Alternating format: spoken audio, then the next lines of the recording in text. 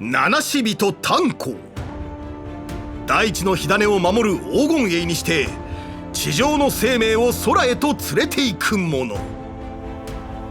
山河響き合い、普及の道は遥かに続いていくのだ。雪国槍色6から山の連なるオンパロスまで、千秋ラフから来たこの七死人はいつでも信頼できる仲間だ。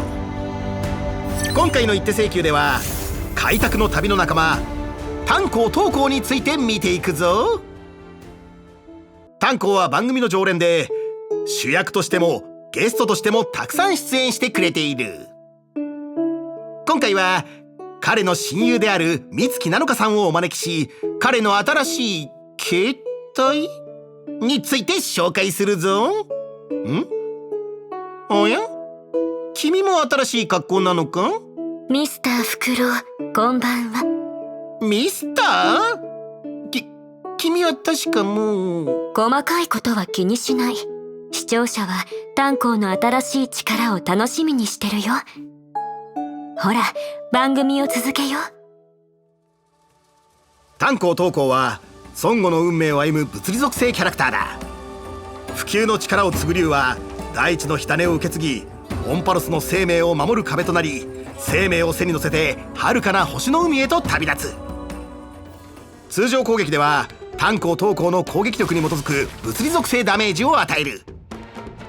戦闘スキルでは指定した味方団体を同胞にし、味方全体に一定ターン継続するバリアを付与するぞ。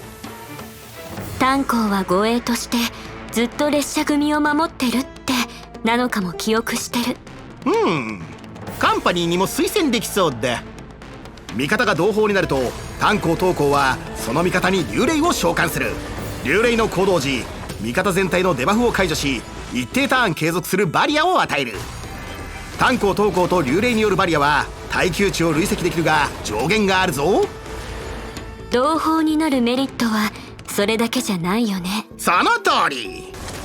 同胞になると特定の奇跡の効果で攻撃力がアップする。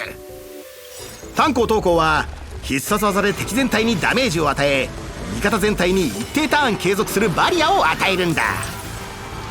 必殺技で竜霊も強化されるぞ。竜霊は行動時追加攻撃で敵全体に物理属性ダメージと同胞と同じ属性の負荷ダメージを与える。特定の奇跡解放後、竜霊は行動時バリア耐久値が最も低い味方にバリアを付与する。強化後は行動時残り HP が最も高い敵単体に同胞の攻撃力一定割合分の対応する属性の負荷ダメージを与える。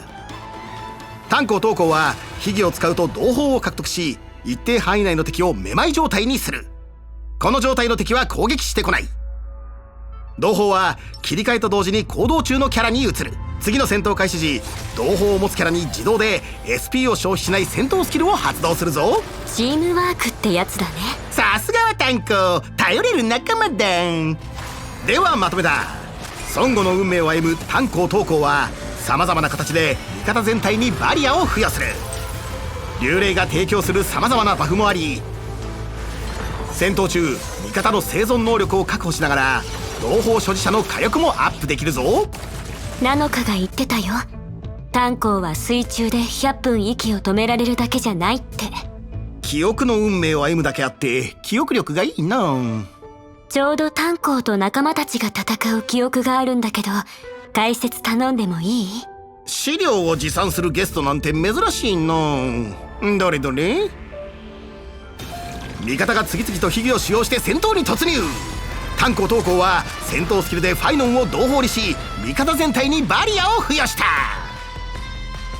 特定の奇跡により炭鉱東鉱は率先して行動し、再び戦闘スキルでファイノンにバリアを付与。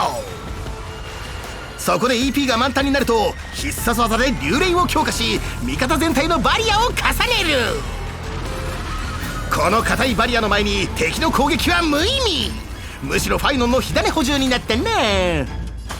竜霊が攻撃で敵を倒すと同時にまたバリアを重ねる。次にサンデーが戦闘スキルを発動。まさかこれは…そう、これが炭鉱の隠された実力。竜霊は同胞の召喚物扱いなんだね。サンデーの戦闘スキルでファイノンと竜霊の行動順が早まる。同胞のファイノンがサンデーの4ダメージアップ効果を獲得だ。マーベラス。ファイノンが必殺技を発動し恐ろしい威力を発揮。強化後の流霊の攻撃もあって敵をサクッと一掃。以上大金北区。今日は本当に順調だった。ありがとう長代月さん。じゃあお先に。あんたは残業になるかもしれないから。残業？番組の収録は終わったのに。耳を澄ませて。どういうことだ。頑張って仕事を終わらせたのに、まさかあの収録は夢。寝ても覚めても出勤。こんなの嫌だ。